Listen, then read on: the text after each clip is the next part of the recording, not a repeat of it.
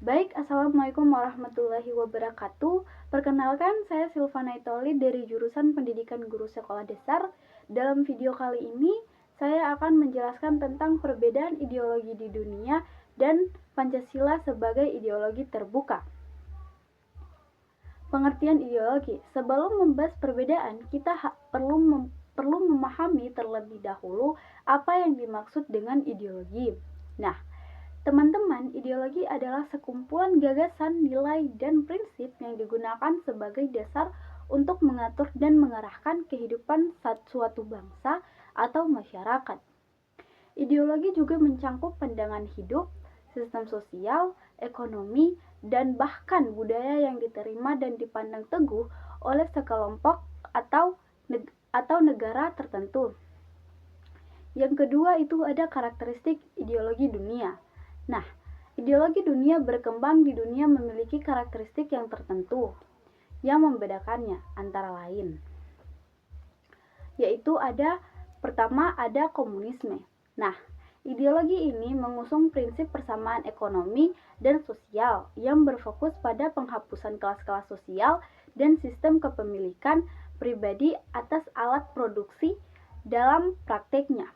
Komunisme cenderung lebih statis karena bertumpu pada konsep revolusi dan perubahan radikal yang fleksibel terhadap dinamika sosial. Nah, yang kedua itu ada kapatisme. Nah, berbeda dengan komunisme, kapatisme lebih mengedepankan pasar bebas, kebebasan individu, dan kepemilikan pribadi. Kapatisme sendiri cenderung menekankan pada pencapaian individual dan kurang mengakomodasi kebutuhan kolektif. Dalam beberapa kasus, ideologi ini juga terkait pada prinsip pasar yang cenderung sulit untuk diubah sesuai dengan perubahan sosial yang cepat. Nah, yang ketiga ada fasisme. Ideologi ini mengedepankan kekuasaan negara yang otoriter, nasionalisme ekstrim, dan kontrol ketat terhadap masyarakat. Nah, fasisme sendiri seringkali menolak pluralisme dan kebebasan individu, mengedepankan satu pandangan tunggal yang dianggap mutlak. Dalam hal ini, fasisme cenderung tidak terbuka terhadap perbedaan atau perubahan. Nah, berikutnya ada liberalisme, fokus pada kebebasan individu dan hak asasi manusia. Namun, liberalisme juga cenderung memiliki batas dalam penerimaan terhadap perubahan sosial yang besar, terutama jika menyangkut sistem ekonomi yang mengutamakan pasar bebas.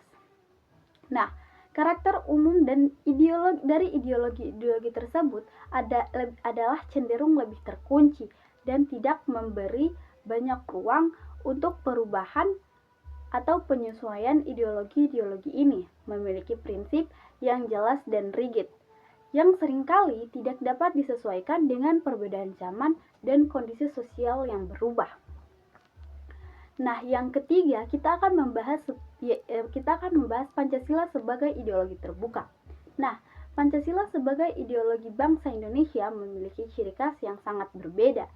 Pancasila sendiri dirumuskan dengan mempertimbangkan keberagaman Indonesia yang luas, baik dalam hal agama, budaya, suku, dan bahasa. Nah, Pancasila sendiri diresmikan pada tahun 1945 sebagai dasar negara Indonesia dan merupakan ideologi yang terbuka. Nah, artinya dapat beradaptasi dengan perubahan zaman tanpa kehilangan esensinya.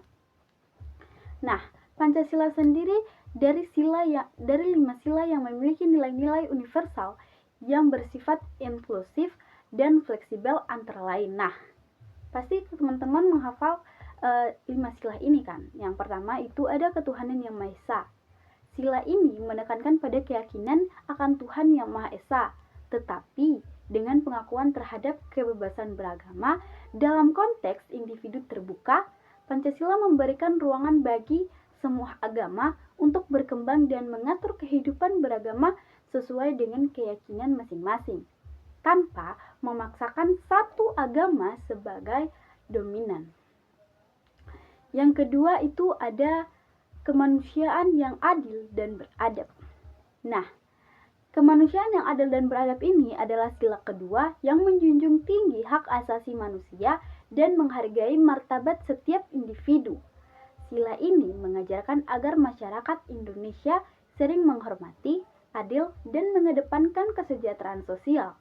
Pancasila sebagai ideologi terbuka memberikan ruang bagi perubahan dalam cara pandang terhadap kesejahteraan sosial dan keadilan, yang dapat terus berkembang seiring dengan pemahaman yang baik dalam masyarakat. Nah, dan yang sila ketiga itu ada Persatuan Indonesia. Nah, di sila ini Pancasila menekankan pentingnya persatuan dan kesatuan di tengah keberagaman. Dalam konteks ideologi terbuka, sila ini mengajarkan bahwa meskipun Indonesia terdiri dari banyak suku, agama, dan budaya, semua dapat hidup berdampingan secara harmonis. Nilai ini terus bisa berkembang untuk mengakomodasi perubahan dinamika sosial dan politik yang terjadi.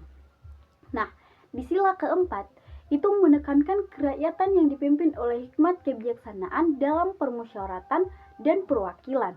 Nah, Pancasila menekankan prinsip demokrasi di mana keputusan negara harus mencerminkan suara rakyat untuk melalui proses musyawarah dan perwakilan yang bijaksana.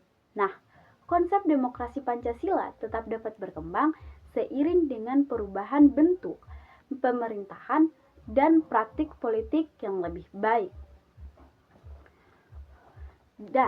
Dan sila terakhir yaitu ada sila kelima dengan bunyi keadilan sosial bagi seluruh rakyat Indonesia.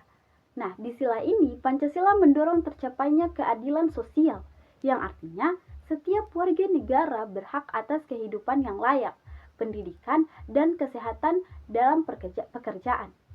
Dalam ideologi terbuka, Pancasila memfasilitasi upaya untuk terus memperbaiki ketimbangan sosial dan ekonomi yang ada. Nah, sekarang kita akan membahas Pancasila sebagai ideologi terbuka. Keunggulan utama dari Pancasila adalah sifatnya yang terbuka dan dinamis. Ini artinya Pancasila dapat diimplementasikan dan diterapkan sesuai dengan perkembangan zaman. Namun, tetap mengacu pada 5 sila dasar yang tidak berubah. Beberapa alasan mengapa Pancasila disebut ideologi terbuka antara lain. 1. Ada fleksibilitas dalam implementasi. Pancasila memberi ruang bagi perubahan dalam membentuk kebijaksanaan atau peraturan yang sesuai dengan tuntunan zaman, namun tetap berpegang pada nilai-nilai inti yang terkandung dalam sila tersebut.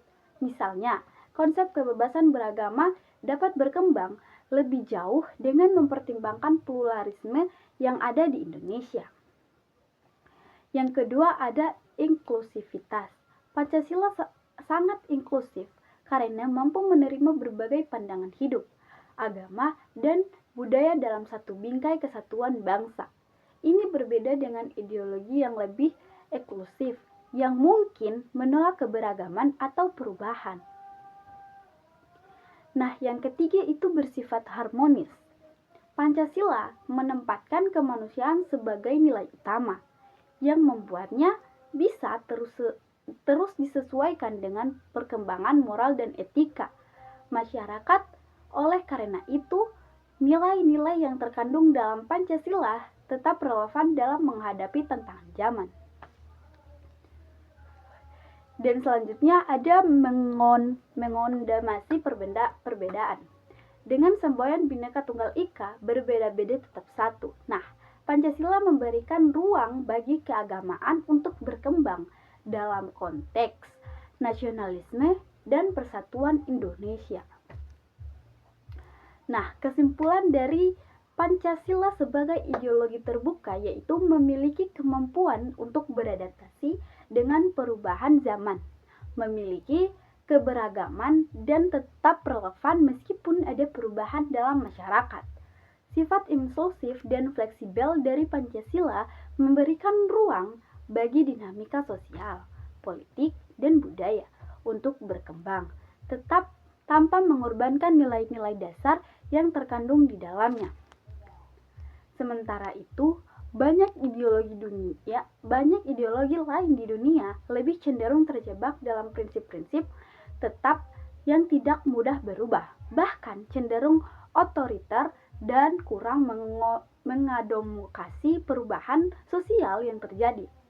Pancasila dengan sifat terbuka dan dinamisnya tetap dapat berperan sebagai dasar negara yang memayungi seluruh rakyat Indonesia, baik hak-hak dan keberagaman yang ada. Nah, baik, hanya itulah penjelasan dari saya. Mohon maaf apabila ada kesalahan kata.